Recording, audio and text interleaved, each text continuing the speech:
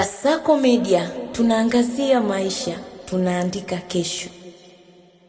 Serikali imechukua hatua gani za kurejesha bandari za Kibirizi na Ujiji zilizokumbwa na madhara ya mabadiliko ya tabia nchi na kujaa maji? Mheshimiwa Mwenyekiti, serikali kupitia TPA ilifanya tathmini ya madhara yaliyosababishwa na athari za mabadiliko ya tabia nchi, hususani kuongezeka kwa vina vya maji katika maziwa yote ya Victoria, Tanganyika na Nyasa, ambapo baadhi ya bandari kama Ujiji na Kibirizi ziliathirika. Mheshimiwa Mwenyekiti, kwa sasa TPA imeanza kazi za ukarabati na kuweka miundombinu mbadala ili bandari hizo za Kibirizi na Ujiji zirejee kufanya kazi kama ilivyokuwa awali. Aidha, kazi zinazoendelea zinatarajiwa kukamilika kabla mwezi Juni mwaka 2026. Asante Mheshimiwa Mayeye, maswali ya nyongeza. Asante Mheshimiwa Mwenyekiti. Bandari ya Ujiji na Kibirizi ina mahusiano ya moja kwa moja na bandari ndogo ya Kagunga ambayo iko mpakani mwa Burundi na Tanzania.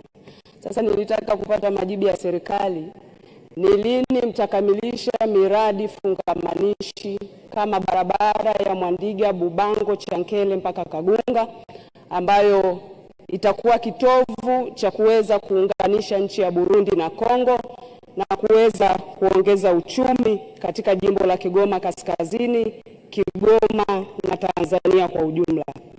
Swali la pili, Mheshimiwa Mwenyekiti, nataka majibu ya waziri.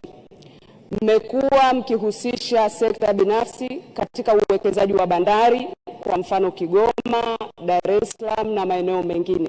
Taifa limenufaika na nini katika kuwashirikisha sekta binafsi? Asante. Majibu Mheshimiwa Naibu Waziri. Mheshimiwa Mwenyekiti, nampongeza Mheshimiwa Mayeye kwa maswali yake na uzalendo wake kwa taifa lake, jinsi anavyosimamia miundombinu na kuunga mkono kazi ya Dr. Samia Suluhu Hassan.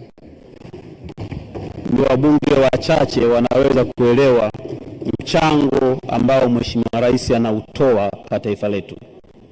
Kwa muda mrefu wabunge kutoka mkoa wa Katavi, Rukwa na Kigoma wamepiga kelele kuzitaka serikali zote kuanzia kwanza mpaka sasa ziboreshe ziwa Tanganyika, kwa sababu ziwa Tanganyika ni uchumi, ni maisha, ni ulinzi na ni ajira kwa vijana.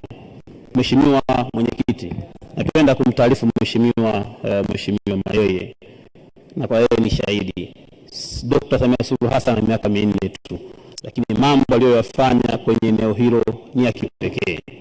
Ukiacha SGR anayojenga kuipeleka mpaka Kigoma ili kuhakikisha kwamba Kigoma inafunguka, ukiacha meli anazokarabati ikiwemo MV Liemba ambayo inakaribia 40%, MV Mwongozo ambayo ipo kwenye mpango wa manunuzi, MT Sangara meli ya mafuta inayofanya kazi, ukiacha kiwanda cha meli kinachojengwa pale Katabe pale Kigoma, bado Dr. Samia hajawacha wana Kigoma pamoja na ziwa Tanganyika kwa ujumla, kwa sababu ni yeye ameidhinisha mradi mkubwa wa maboresho ya bandari 3, Kibirizi, Kigoma na Ujiji, na akapeleka fedha bilioni 32.5 ambazo zimeboresha maeneo yale.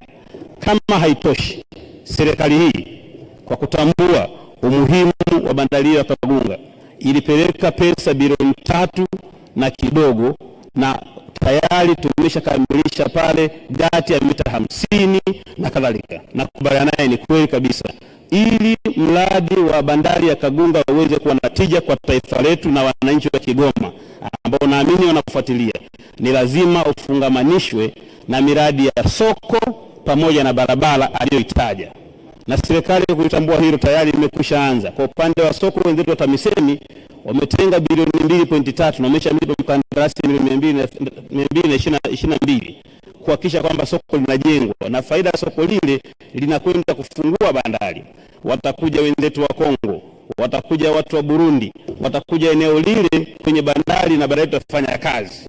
Lakini pia barabara hii aliyoitaja ya Mwandiga, Chankele, Mwamgongo pamoja na Kagunga yenye urefu wa kilomita takriban 65, serikali imekwishaanza kufanya kazi, imejenga kilomita 18 ili bandari ile iweze kufunguka. Ni mwahidi mheshimiwa mbunge wa Nasubira na wabunge wote wa Kigoma, Dr. Samia Suluhu Hassan anakwenda kuendelea kuimarisha na kuleta mapinduzi makubwa kwenye mkoa wa Kigoma. Asante mheshimiwa naibu.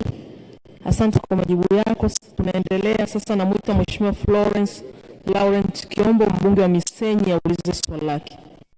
Je,